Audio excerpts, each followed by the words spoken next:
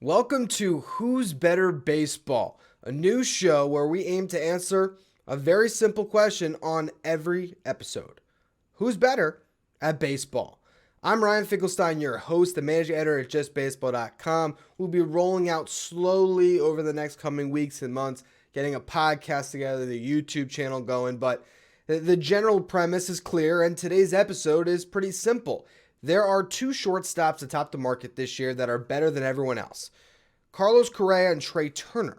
Which one should your team spend upwards of $250 to $300 million on? Which player will be the better shortstop over the next 7, 8, 9, maybe even 10 years if we're talking about Carlos Correa? In this article that is going to be live at justbaseball.com, I really dove deep into the numbers on both of these guys, really trying to get a sense of who I thought would be the better fit. If it was my team, who would I want? And my gut reaction going into the exercise is that Trea Turner is the better free agent, but Carlos Correa is the better player. What I mean by that is Trea Turner is hitting free agency coming off the better season. That's for sure. An additional 2 wins compared to what Correa did this year when it comes to F-WAR. He was healthy all season, had a great year with the Dodgers, was actually graded as a better defensive shortstop than Correa. But then really, as we get into all of the numbers, the more that I looked at them, the more that my hunch was backed up that, Carlos Correa might be the better player to bet on. And let's not forget, a year ago, Carlos Correa was the top free agent on the market. We all believed that he had a chance to top the contracts that Fernando Tatis Jr. signed and also his friend Francisco Lindor signed to be the highest paid shortstop in baseball.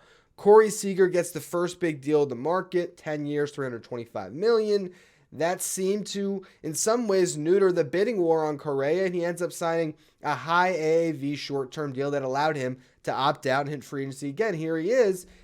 He did not have the same season that he did in 2021, but we're not far removed from it when he was a platinum glove winner, the best defensive shortstop in baseball, coming off one of his better offensive seasons in his career.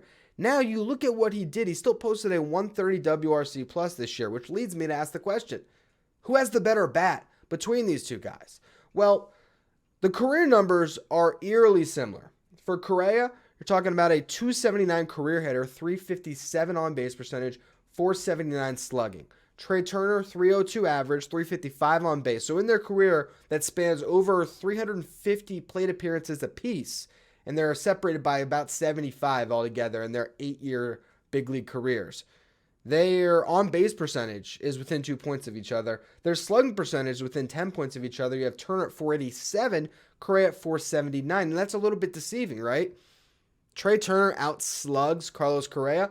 Part of that's due to speed, right? Because Correa has hit 155 career home runs. That's 31 more than Turner. But Turner able to leg out more doubles and triples with that speed that he has. And really, that's the difference. That's where Turner extracts more value and different value than Carlos Correa because he leads all of baseball, 230 steals since his MLB debut. He's the best base stealer in the game hitting the open market.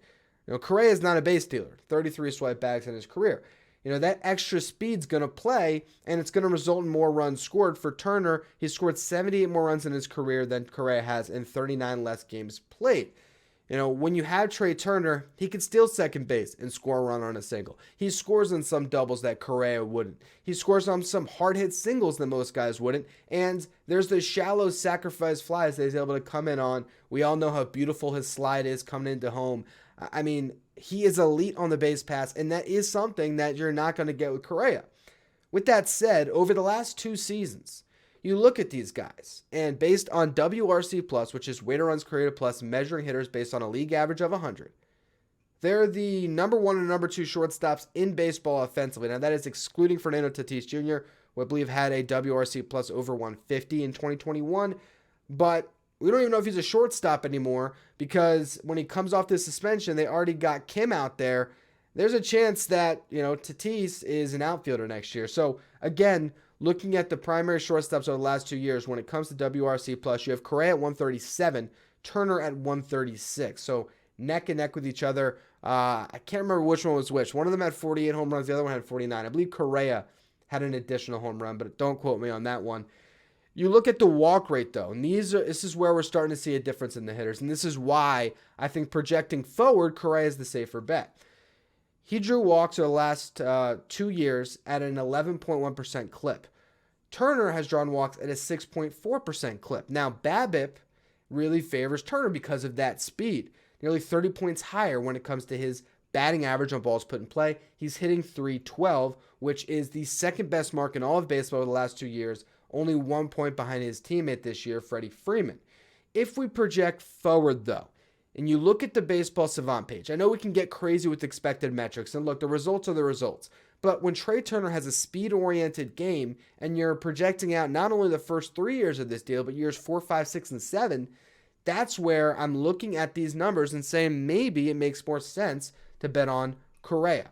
So expecting batting average exactly the same this year at 276. But beyond that, Correa ranked ahead of Turner in average exit velo, max exit velo, hard hit percentage, xWOBA, x slugging, barrel percentage, whiff percentage, chase rate. And if you go to the percentile rankings, average exit velo, he's in the 67th percentile, Correa is. Turner down the 48th percentile. Max exit velo, among the top 5% of all hitters in baseball, 96th percentile. Turner, 86th percentile. Hard hit percentage, 74th for Correa, 60th for Turner. Expected slugging, 92nd for Correa, 72nd for Turner. Now, even though Turner has outslugged in the last 3 years, again, that's based on the speed. Now you go to barrel percentage, 81% per percentile for Correa, 48th percentile for Turner, whiff percentage 65th percentile for Correa, 39th percentile for Turner, and then you have chase rate 63rd percentile for Correa, 22nd percentile among the worst quarter of hitters in the league in chasing. He is a free swinger at times. Now, you look at barrel percentage, and this is where, again, I continue to build up this argument for Correa because, he found a barrel 11.4% of the time this year, Turner at 7.6% of the time. So he's making harder contact more frequently. And also the swings and misses are something that are a little bit alarming with Turner in contrast to Correa, who isn't swinging and missing as much and just has, better plate discipline when it comes to drawing walks. With all that said, though, since 2019, Trea Turner is the second best position player in all of baseball, behind only Aaron Judge when it comes to FWAR. So that's why when I ranked our top 20 free agents, I had Turner third. When I ranked our top 5 free agent shortstops, I had Turner first. Yet, talking out of both sides of my mouth, I kind of like Correa more. And when we get to the defense, the case only gets made more for Carlos Correa because we don't really have to dive into the numbers too much here, even though this year Trea Turner was worth 0 outs above average, Correa's worth -3. I'm buying instead the 11 outs above average that he posted in 2021, the 20 defensive runs saved, the platinum glove, not to mention that defense at shortstop is going to be at more of a premium from 2023 on because we're eliminating the shift in Major League Baseball. So now you want to have that shortstop that has the range to make all these plays. You're not going to ever have, against the big righty, 3 infielders on the left side of the diamond. In that instance, someone like Trea Turner, his arm can get protected, and that's really the biggest difference between these two guys here.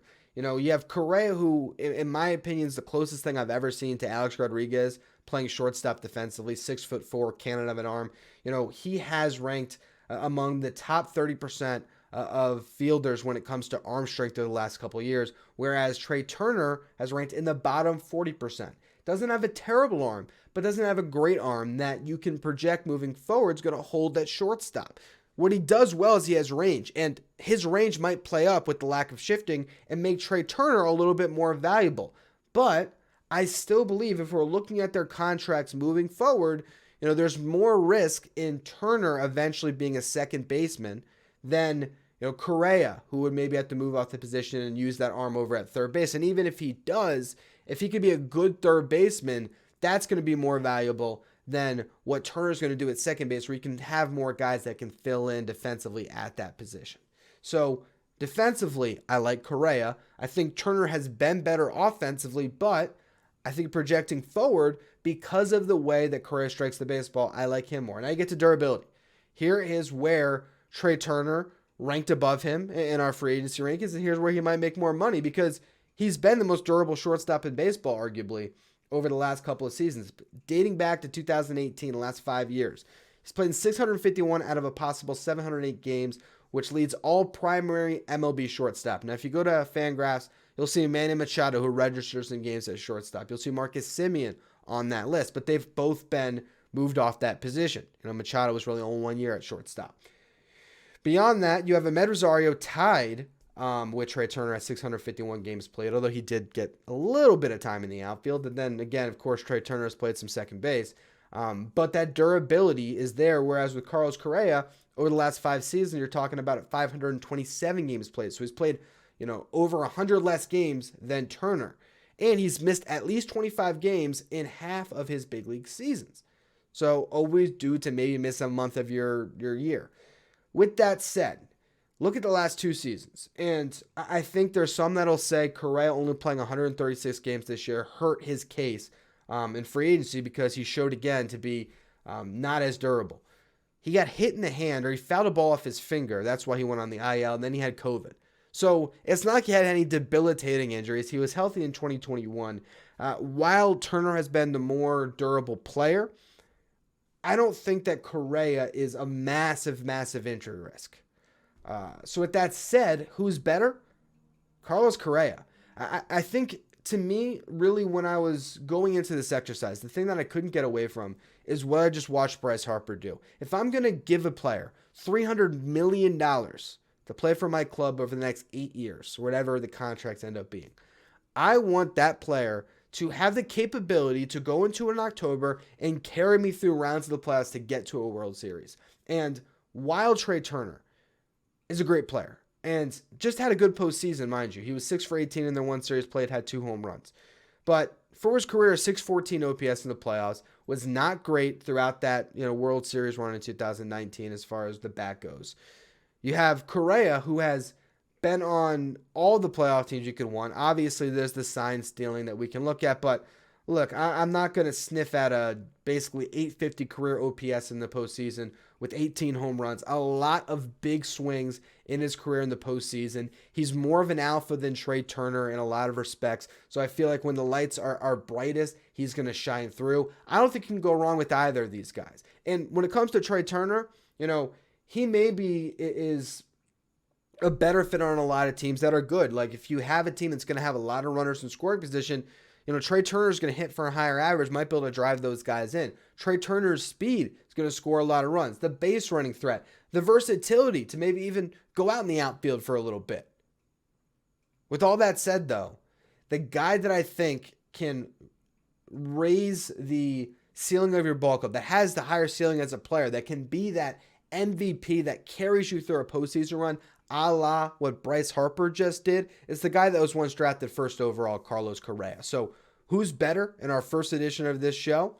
Carlos Correa is better than Trea Turner. We're going to be doing more of these. Next show will be Dansby Swanson versus Xander Bogaerts as we focus in on the current free agents. And we will continue with this very new program that I'm so excited about. Who's better? Baseball.